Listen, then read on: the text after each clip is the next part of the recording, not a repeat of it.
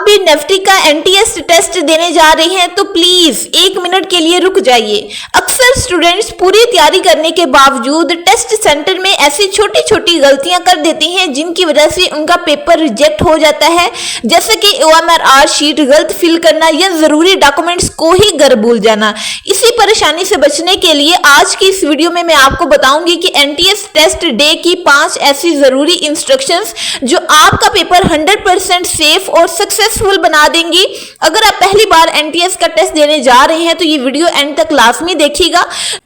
अस्सलाम वालेकुम students, my name is Madiha. इस नेफ्टी के एनटीएस टेस्ट के अंदर कोई भी नेगेटिव मार्किंग नहीं होती, इसलिए आपने सारे के सारे एमसीक्यूज इसके हल करने हैं। और इसमें जो रिपोर्टिंग टाइम है उससे पहले आपने पहुंचना है। सेंटर लोकेशन ऑलरेडी आपने सर्च करके रखनी है।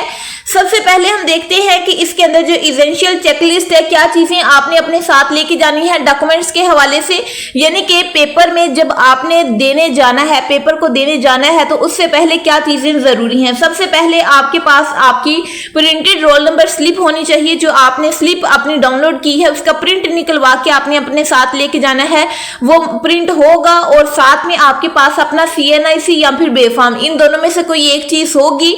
और साथ में आपके पास स्लिप होगी तो ही आप सेंटर के अंदर एंटर हो सकेंगे, आपको पेपर देने की परमिशन मिलेगी, अदरवाइज आपको परमिशन नहीं मिलेगी। और आपका जो CNIC और बेफाम है इसके ये कॉपीज नहीं होनी चाहिए, ओरिजिनल होना चाहिए आपके पास। ये चीज नोट कर ले, कॉपीज नहीं चलती, आपने ओरिजिनल अपने साथ लेके जाना है, दिखा के फिर ही आपको टेस्ट के अंदर, टेस्ट का जो सेंटर है उसके अंदर एंटर होने दिया जाएगा। और दूसरी चीज के आपने स्टेशनरी के अंदर 2 से 3 ब्लू से ब्लैक बाल पॉइंट्स अपने साथ लेके जानी है और एक ट्रांसपेरेंट क्लिप बोर्ड लेके जाना है, क्योंकि अक्सर जो सेंटर्स होती हैं उनमें जहां पे रखने वाली चीज होती है, यानी कि जो आपकी चेयर है, चेयर के ऊपर जो क्लिप बोर्ड ऑलरेडी बना होता है, कभी कभार वो रफ होता है, तो इसलिए आपने एक ट्रांसपेरेंट क्लिप बोर्ड अपने साथ लेके जाना है। और 2 से 3 आपने अपने पास बाल पॉइंट रख लेनी है और उनका कलर ब्लैक और ब्लू होना चाहिए। इसके अलावा किसी और कलर की बाल पॉइंट आपने अपने साथ नहीं लेके जानी। और इसके अलावा ये जो स्मार्ट गैजेट्स होते हैं, मोबाइल फोन हो गया, स्मार्ट वॉच हो गया, कैलकुलेटर वगैरह हो गया, ये चीजें अलो नहीं होती,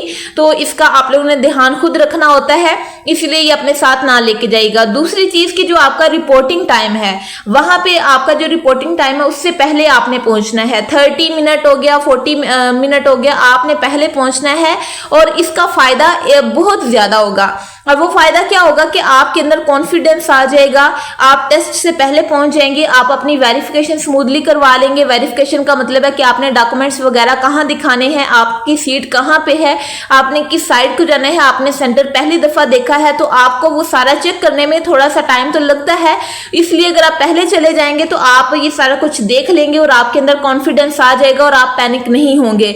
इसलिए कोशिश करिएगा कि थोड़ा सा टाइम इससे पहले आप चले जाएं, जो भी आपका पेपर का टाइम है उससे पहले आप चले जाएं, यानी कि रिपोर्टिंग टाइम से पहले।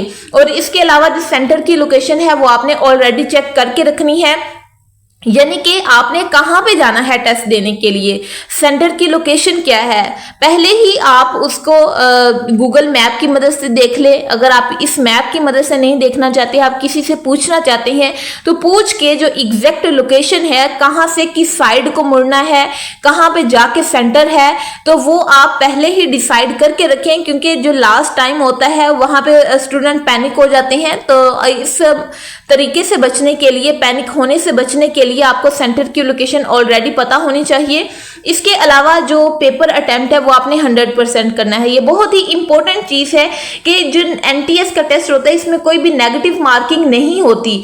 और अगर नेगेटिव मार्किंग नहीं होती तो अगर आपके पास 100 MCQs हैं तो 100 के 100 आप करें, चाहे आपको आते हैं नहीं आते, नेगेटिव मार्किंग तो है नहीं। तो इसलिए आपने सारे के सारे अटेम्प्ट करने हैं। पहले आपने इजी सेक्शन को करना है, लाइक बेसिक IT है, GK है, इंग्लिश है। ये MCQs जो होते हैं ये बहुत सारे स्टूडेंट्स को आते होते हैं, तो इसलिए जो MCQs आपको आते हैं उनको पहले करें।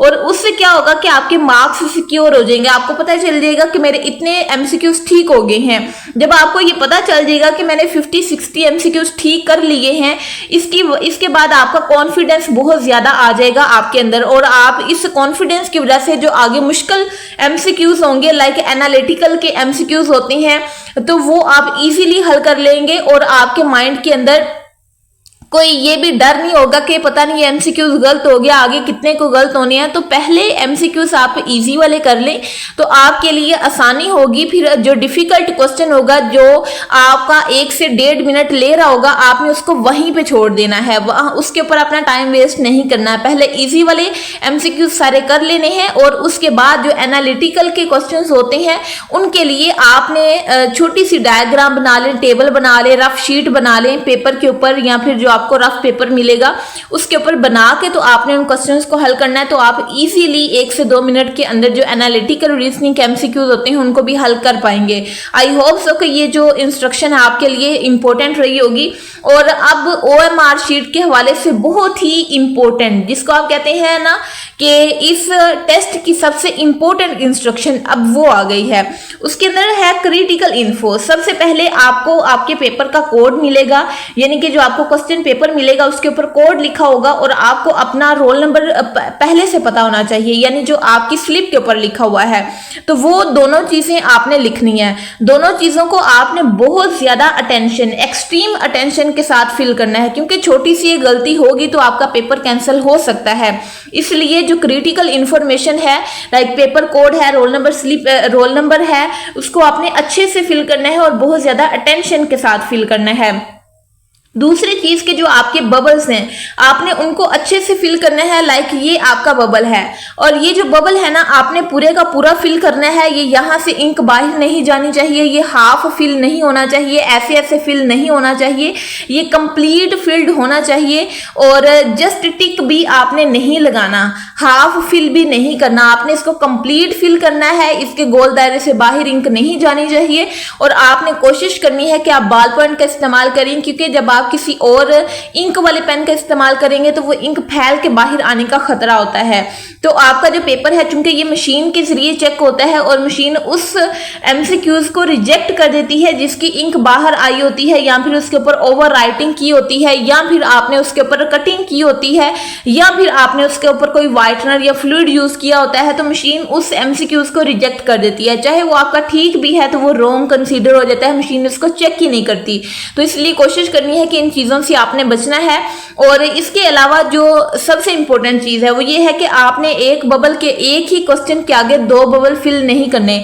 लाइक ये आपके पास शीट है तो इस शीट में ना ये 1 नंबरिंग लिखी होती है, 1 2 3 4, और इसके आगे 4 बबल होती हैं, इसके आगे भी 4 बबल, इसके आगे भी 4 बबल, यानी ABCD फॉर्म में इनके आपने आंसर्स लगाने होते हैं। तो एक ही एमसीक्यूज के आगे अगर आप 2 बबल फिल कर देते हैं तो वो चाहे आपका एमसीक्यूज एक आपने पहले ठीक ही क्यों ना आंसर लगाया हो, वो गलत हो जाता है, क्योंकि आपने 2 बबल नहीं फिल करने होते। तो इससे बचने के लिए मैं जो पर्सनल तरीका अक्सर यूज करती होती हूँ वो ये है कि ये आपके पास लेट सपोज OMR शीट है, इसमें क्या है कि यहाँ पे क्या आपके पास नंबरिंग लिखी हुई है 1 2 3 4, और यहाँ पे क्या है, ये इसके क्या है, बबल्स हैं, 4 बबल हैं, ये दूसरे एमसीक्यूज के 4 बबल हैं, और इस लाइन में तीसरे एमसीक्यूज के 4 बबल हैं। अगर मैंने पहले वाले एमसीक्यूज को फिल करना है, यानी ये वाले एमसीक्यूज को मैंने इसके बबल फिल करने हैं, तो मेरे पास जो रोल नंबर स्लिप होगी, कोई भी मेरे पास पेपर होगा, तो मैं उसको यहाँ पे नीचे कवर कर दूंगी, यानी यहाँ पे मैं वो वाला पेपर रख दूंगी, यानी मुझे नजर ही सिर्फ ये वाला एमसीक्यूज आएगा, ये वाले एमसीक्यूज की जगह आएगी। तो फिर क्या होगा कि जिस एमसीक्यूज को मैंने फिल करना है वही वाला फिल होगा, नीचे वाले फिल नहीं होंगे गलती से। तो अगर आपको ये तरीका अच्छा लगे तो आप भी इसको इस्तेमाल करते हैं, कोई जरूरी नहीं है कि आप यही इस्तेमाल करें। अगर आप वैसे ही अटेंटिवली होके सारे बबल्स को फिल कर सकते हैं तो वो बेहतरीन है। इसके बाद जो मैं फाइनल आप लोगों को चीज बताना चाहती हूँ वो ये है कि जिस दिन आपका पेपर है ना, उससे पहले आपने प्रॉपर स्लीप लेनी है। अगर आपका फ्रेश माइंड होगा तो ही आप इजीली और अटेंटिवली एमसीक्यूज को कर पाएंगे, अदरवाइज आपके लिए करना मुश्किल होगा। और पेपर के दौरान आपने काम रहना है, कोई इतनी बड़ी बात नहीं है, और आपने लास्ट मिनट पैनिक से बचना है, यानी एमसीक्यूज आपने लास्ट के लिए बहुत ज्यादा नहीं छोड़ देने, पहले इजी वाले कर लेने हैं, मुश्किल वाले आपने लास्ट पे छोड़ के उनको आहिस्ता आहिस्ता कर लेना है। और बेस्ट ऑफ लक आप लोगों के पेपर के लिए। और तीसरी चीज़, हम एक छोटी सी एक्टिविटी करते हैं इस वीडियो के अंदर कि आप लोगों ने अपने सेंटर का नाम मुझे मेरे कमेंट बॉक्स के अंदर बताना होगा। हम देखेंगे कि ज्यादा किस सेंटर के जो स्टूडेंट्स हैं वो यहाँ पे तैयारी कर रही हैं। और सबसे इंपॉर्टेंट चीज कि अगर आपको किसी भी चीज का मटेरियल चाहिए तो मैंने नेप्टिक एनटीएस टेस्ट प्रिपरेशन 2026 के नाम से प्ले लिस्ट बना दी है अपने चैनल पे, और उस पे मैंने कल के अंदर और आज के अंदर 2 IT और इंग्लिश, इन 2 सब्जेक्ट्स के MCQs अपलोड किए हैं। तकरीबन 150 to 200 MCQs होंगे, और इंशाल्लाह जो आपका पेपर है उसके अंदर जो IT का सेक्शन है और इंग्लिश का सेक्शन है वो इन्हीं MCQs में से होगा। और दूसरी चीज के जो GK के MCQs हैं और एनालिटिकल रीजनिंग के MCQs हैं, बेसिक मैथ के MCQs हैं, वो भी इसी प्ले लिस्ट के अंदर मौजूद हैं।